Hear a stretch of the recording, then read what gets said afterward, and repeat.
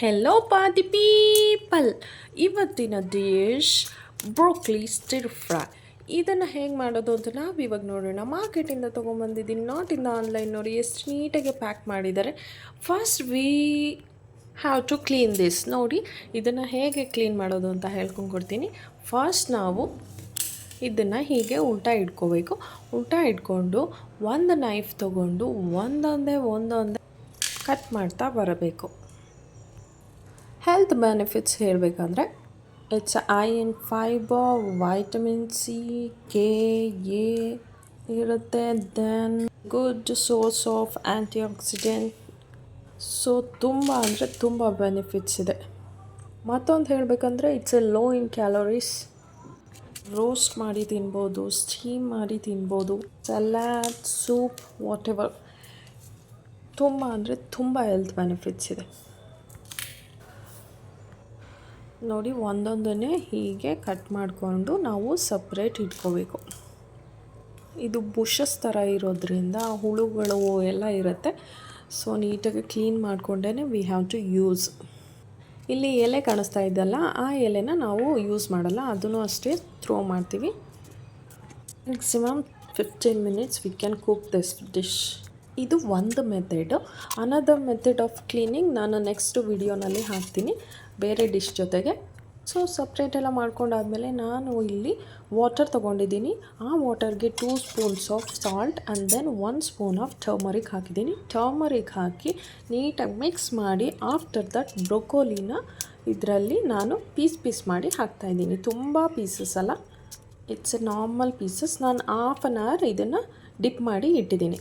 After that ಇದನ್ನು ತೆಗೆದು ನೀರಲ್ಲಿ ವಾಶ್ ಮಾಡಿ ಆಮೇಲೆ ಯೂಸ್ ಮಾಡಬೇಕು. First we will take 1 pan. ಆ ಪ್ಯಾನಿಗೆ ನಾನು ಆಯಿಲ್ ಹಾಕಿದ್ದೀನಿ. Next 1 tablespoon or 2 tablespoon of ಜೀರಿಗೆಯನ್ನು ಹಾಕಬೇಕು. ಜೀರಿಗೆ ಹಾಕಿದ್ಮೇಲೆ ಗಾರ್ಲಿಕ್ನ ಕಟ್ ಮಾಡಿ ಹಾಕ್ಕೊಂಡಿದ್ದೀನಿ. ನಾನು ಜಜ್ಜಿ ಹಾಕೋದಕ್ಕಿಂತ ಹಿಂಗೆ ಕಟ್ ಮಾಡಿಬಿಟ್ಟೆ ಹಾಕೋಬೇಕು. ಜೀರಿಗೆ ಜಾಸ್ತಿ ಬಿದ್ದಷ್ಟು ರುಚಿ ಚೆನ್ನಾಗಿರುತ್ತೆ. ಸೊ ಜೀರಿಗೆ ಆಯಿತು, ಗಾರ್ಲಿಕ್ ಆಯಿತು. ಆಫ್ಟರ್ ದಟ್ ನಾನು ಆನಿಯನ್ನ ಹಾಕ್ತಾಯಿದ್ದೀನಿ. It's very easy. ಎಷ್ಟು ಬೇಗ ಮುಗ್ದೋಗುತ್ತೆ ಅಂದರೆ ಈ ಒಂದು ಮಕ್ಕಳು ಸಹ ರುಚಿ ಇದೆ, ಚೆನ್ನಾಗಿದೆ ಅಂತ ತಿಂತಾರೆ. ತದನಂತರ ನಾನು ಹಾಕ್ತಾಯಿದ್ದೀನಿ ಉಪ್ಪು. ರುಚಿಗೆ ತಕ್ಕಷ್ಟು ಉಪ್ಪನ್ನು ಆ್ಯಡ್ ಮಾಡಬೇಕು, ಬೇಗ ಬೇಯುತ್ತೆ. ಆಫ್ಟರ್ ದಟ್ ನಾನಿಲ್ಲಿ ಒಂದು ಟೊಮೆಟೊ ತೊಗೊಂಡಿದ್ದೀನಿ. 1 ಟೊಮೆಟೊ, ಬಿಗ್ ಸೈಜ್ ಟೊಮೆಟೊ ತೊಗೊಂಡಿದ್ದೀನಿ.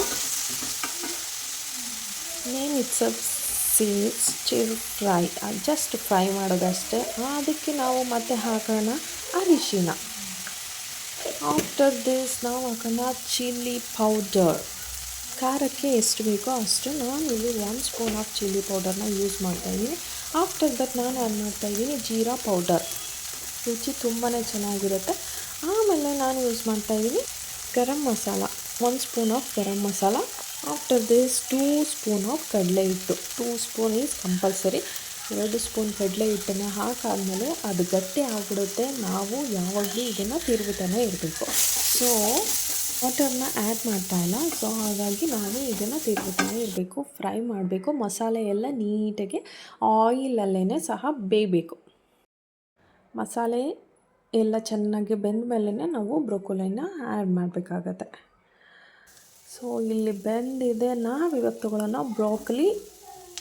ನೋಡಿ ಎಷ್ಟು ಸ್ಮಾಲ್ ಪೀಸಸ್ ಆಗಿ ಕಟ್ ಮಾಡ್ಕೊಂಡಿದ್ದೀನಿ. ನಾನು ಆ್ಯಡ್ ಮಾಡ್ತಾಯಿದ್ದೀನಿ. ಮಸಾಲೆ ಬೆಂದಿದೆ, ಜಸ್ಟ್ ಬ್ರೋಕೊಲಿ ಮಾತ್ರ ಬೇಯಬೇಕು. ಇವಾಗ ಎಲ್ಲ ಬ್ರೊಕೋಲಿನೂ ಹಾಕ್ತಾಯಿದ್ದೀನಿ. ನಾವು ತುಂಬ ಜಾಸ್ತಿ ಹಾಕಿದ್ರೆ ಅದು ಟೇಸ್ಟ್ ಆಗುತ್ತೆ. ಸೊ ಜಾಸ್ತಿ ಕ್ವಾಂಟಿಟಿ ಇದೆ ಅಂತ ಯೋಚನೆ ಮಾಡಿಬಿಡಿ. ಬೆಂದಾದಮೇಲೆ ಅದು ಇಷ್ಟೇ ಆಗುತ್ತೆ, ಆ್ಯಸ್ ಲೈಕ್ ಸೊಪ್ಪಿನ ಥರನೇ. ನೆಕ್ಸ್ಟ್ ನಾನು ಇಲ್ಲಿ ಸಾಲ್ಟನ್ನ ಯೂಸ್ ಮಾಡ್ತಾಯಿದ್ದೀನಿ. ಸಾಲ್ಟು ಆಲ್ರೆಡಿ ನಾನು ಹಾಕ್ಕೊಂಡಿದ್ದೆ, ಹಾಗಾಗಿ ಇದು ಬ್ರೊಕೊಲಿಗೆ ಎಷ್ಟು ಬೇಕೋ ಅಷ್ಟು ಸಾಲ್ಟನ್ನ ಹಾಕೋಬೇಕು. ಎಲ್ಲನೂ ನೀಟಾಗಿ ಮಿಕ್ಸ್ ಮಾಡಿಬಿಟ್ಟು I am closing the lid. 10 minutes. After this ನೋಡಿ ಎಷ್ಟು ಚೆನ್ನಾಗಾಗಿದೆ. Broccoli stir fry ready to eat. ಅದು ಮುಟ್ಟು ನೋಡಿದ್ರೇ ಗೊತ್ತಾಗುತ್ತೆ ನಿಮಗೆ ಬೆಂದಿದೆ ಬೆಂದಿಲ್ಲ ಅಂತ. Subscribe my channel. Thank you for the love and support.